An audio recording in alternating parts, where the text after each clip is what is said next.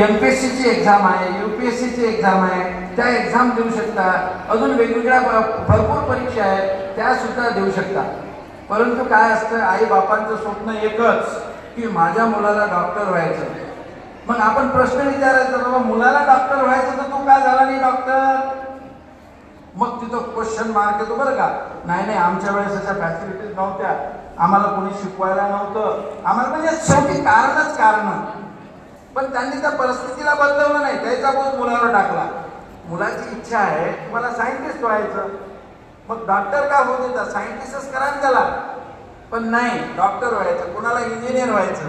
2-3 parent माझ्याकडे आले, sir आम्हाला 11वी मध्ये TC पाहिजे. म्हटलं कशासाठी? तर म्हणे मुलीचा अभ्यास होत नाही, मुलाचाही होत नाही. म्हटलं किती घंटे अभ्यास करते? म्हणे 12 घंटे. मग मी एकाला बोलावलं, एक प्रश्न विचारला, त्या प्रश्नाचं उत्तर आलंच नाही, मला माहित होतं येणारच नाही. मग दुसरा प्रश्न विचारला, त्याचंही उत्तर आलं नाही. म्हटलं मला माहित आहे ते येणारच नाही. कारण ते काय येत नाही याचं कारण असं आहे की तुमच्या डोक्यात नकारात्मकतेनं एक जागा प्रस्थापित केलेली आहे की मला शिकायचंच नाही. जेव्हा तुम्हाला शिकायचं नसते तेव्हा यश तुमच्या पाठीशी नसते. पण जेव्हा शिकायचं आहे तर तुम्हाला शिक्षणामध्ये विलीन व्हावं लागतं, तेव्हा तुम्हाला घवघवीत यश प्राप्त होतं. प्रत्येक व्यक्ती हा एखाद्या कार्याच्या प्रती जर तो वेडा झाला तर यश त्याला मिळतं. किंवा मला आता कलेक्टरच व्हायचं, तर त्याला दुसरं काही दिसलं नाही पाहिजे. कलेक्टर होण्यासाठी मला कोणती पुस्तकं वाचावं लागतील, कसा अभ्यास करावा लागेल, किती परीक्षा होत असतात, किती विषय असतात, कोणता विषय निवडावा लागेल, ह्या प्रत्येक गोष्टीचं आयोजन त्याच्याकडे पाहिजे. पण जोपर्यंत तुमच्याकडे आयोजन नसेल तोपर्यंत सफलता तुमच्या जोडीत कधीही येऊ शकत नाही. उदाहरणार्थ, काही लोकांना सवयी असतात फक्त बोलायचं, पण बोलण्याच्या मागे तुम्हाला काम किती करावं लागतं याचं भान पाहिजे ना. जसं मी तुम्हाला म्हटलं, प्रश्नपत्रिकेमध्ये प्रश्न लिहिल्यानंतर 50% उत्तर आपल्याला माहीत असते. मग आता एक प्रश्न आहे की वर्तमान काळाचा भूतकाळ करा. कागदावर इजी आहे ना वर्तमान काळाचा भूतकाळ करणे. आता वर्तमान काळाचा भविष्यकाळ करा, तोही एकदम सोपी आहे. कागदावर केला आपण. जसं एक आहे, मी आंबा खातो. आता मी आंबा खातो हा म्हणजे वर्तमान काळ आहे, पण साधा वर्तमान काळ आहे. हा, मी आंबा खाल्ला, भूतकाळ झाला तो.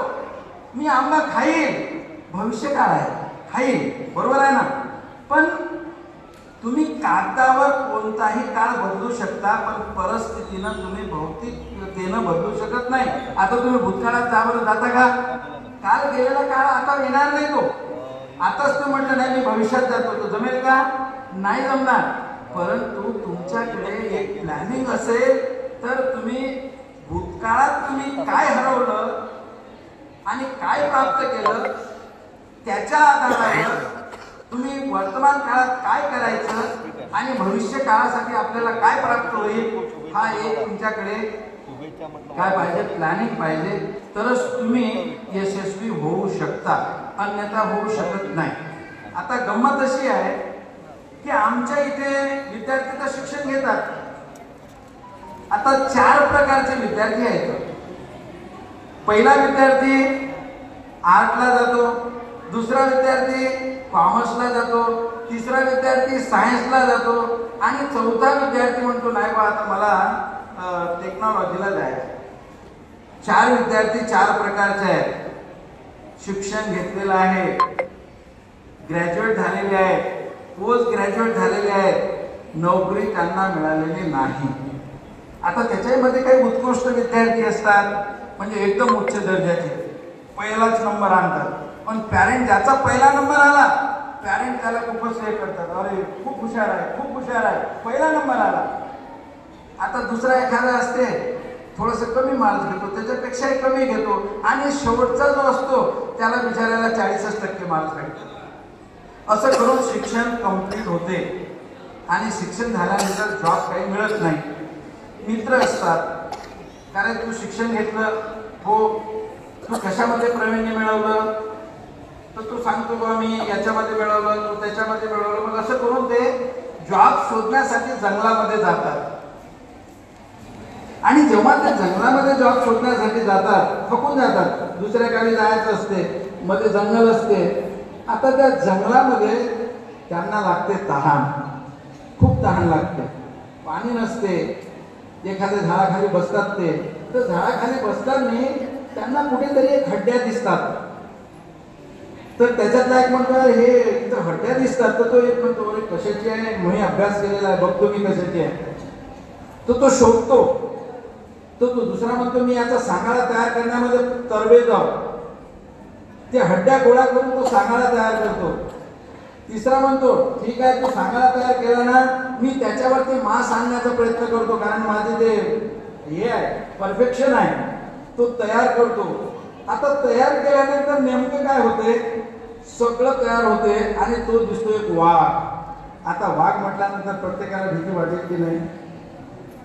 आता चौथा राहतो. आता तिघांनी तर आपले आपले कामं केले. आता एक त्याच्यामध्ये एक मंदबुद्धीचा असतो, पण हुशार असतो. तो काय करतो, म्हणते थांबा रे बाबा, तू म्हणते आता मी याच्यात जीव आणतो. तर तो मंदबुद्धीचा म्हणतो रे थांबा, हा किती वर्षापासून इथं भुका आहे याचा विचार करा, बरोबर. आणि याला जर जिवंत केलं तर आपल्याला खाईल. मग खाल्ल्यावर आपल्या शिक्षणाचा फायदा काय, आपण कोणासाठी शिकलो आणि कोणासाठी जगलो, अरे कुठला तरी उद्देश असावा ना. तर तो काय म्हणतो, अरे तो शेवटपर्यंत मंदबुद्धीचाच राहिला. आता मी याच्यात जीव ओततो म्हणजे ओततो आणि वाघाला जिवंत करतो. तो म्हणते थांबा, माझा ऐका. ऐकायला कोणीच तयार नसते, कारण सगळे हुशार असतात आपापल्या परीनं. आणि जिथं हुशारी असते तिथं डिबेट असते, तिथं चर्चा असते, तिथं वाद असतो. आणि वादातून द्वेष निर्माण होतो, कधी प्रेम निर्माण होते. पण प्रेम कमी होतो आणि द्वेष जास्त निर्माण होत असतो, कारण त्याची बुद्धिमत्ता त्याला तशी करायला भाग पडत असते. मग तो मंदबुद्धीचा म्हणतो थांबा थोडंसं, माझा ऐका रे बाबा. अरे ऐका, जीव आहे, जीव अमूल्य आहे, सगळ्यांपेक्षा श्रेष्ठ जीवच आहे. जीव असेल तर तुम्ही शिकाल, जीव असेल तर तुम्ही नोकरी कराल, जीव असेल तर तुम्ही अमीर व्हाल, बरोबर ना. मग काय करतो तो, म्हणतो तुम्ही ऐकत नाही ना. तो दूर जातो, एका झाडावर बसतो, कारण त्याला जीव प्रिय असतो. तो दूर जातो आणि झाडावर बसतो. तो त्या वाघामध्ये जीव जेव्हा ओततो तो वाघ होतो आणि वाघ झाल्यानंतर त्या चारींनाही तो खातो.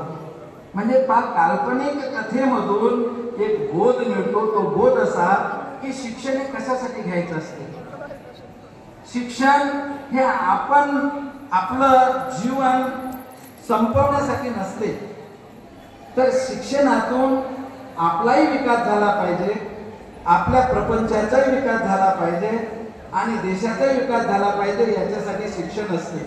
आणि म्हणून नवोदय विद्यालय हे जे ज्ञानाचं एक ज्ञानपीठ आहे, या ज्ञानपीठामध्ये प्रत्येक विद्यार्थी हा अशा प्रकारे बनवला जातो की तो शिकल्यानंतर स्वतःचं आयुष्य तर सुंदर बनवतो, पण इतरांचंही आयुष्य सुंदर बनवतो.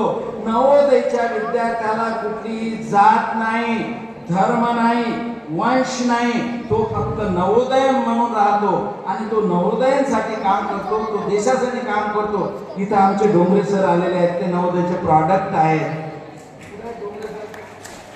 यांच्यासाठी जोरदार टाळ्या द्या, कारण मला बरं वाटलं की बा एक नवोदय निका आहे, तर ते कसे शिकले हे यांना माहीत आहे, त्रास कसा झाला हे माहीत आहे आणि त्रासातूनच यश प्राप्त होते ना. जर तुम्ही त्रास सहन करत नसाल तर यश कुठून प्राप्त होईल. आता पाणी नाही, भौतिक गरजा, पाणी थंड पाणी आहे. आता थंड पाणी आहे, साहजिक आहे 4 महिने आता हिवाळा असेल.